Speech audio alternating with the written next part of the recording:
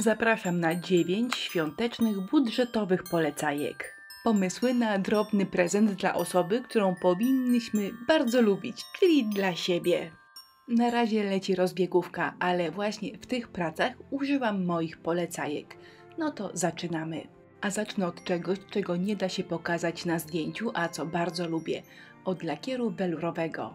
Ten lakier jest fantastyczny, ale żeby to zrozumieć, trzeba pracę pomalowaną właśnie tym lakierem wziąć do ręki.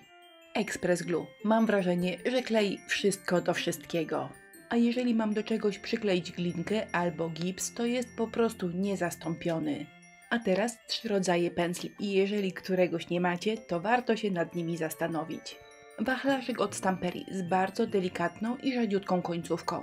Używam go do wygładzania lakierów, bo praktycznie nie zostawia smug oraz do chlapania. No właśnie ta delikatna końcówka robi takie piękne, duże kropy.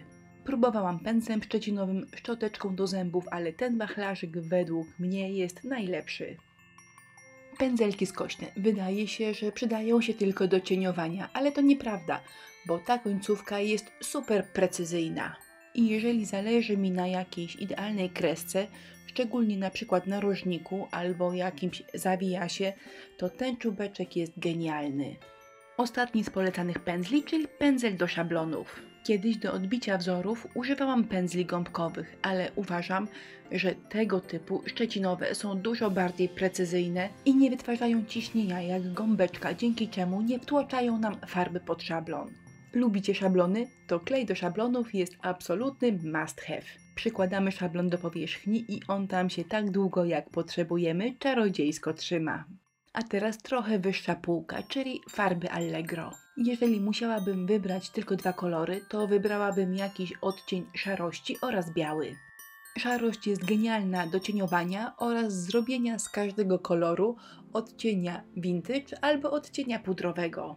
Natomiast biały jest świetny do chlapania, bielenia oraz rozjaśniania innych kolorów.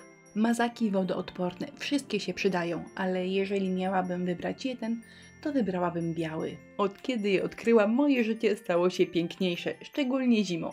Gdy chcę namalować na przykład delikatne, precyzyjne śnieżynki, to pędzla nie biorę do ręki, tylko mazakiem. A na koniec moje ulubione wstążeczki szyfonowe. Mamy je w wielu kolorach, ale najczęściej używam białych. Sprzedajemy je na szpulkach. Te wąziutkie 3 mm mają nabój chyba ze 100 metrów, a wszystkie pozostałe mniej więcej 25-35 metrów. Więc jedna szpuleczka wystarczy chyba na 100 lat, a wyglądają rewelacyjnie i to jest mój absolutnie ulubiony dodatek. Koniec. Wybrałam fajne i niedrogie.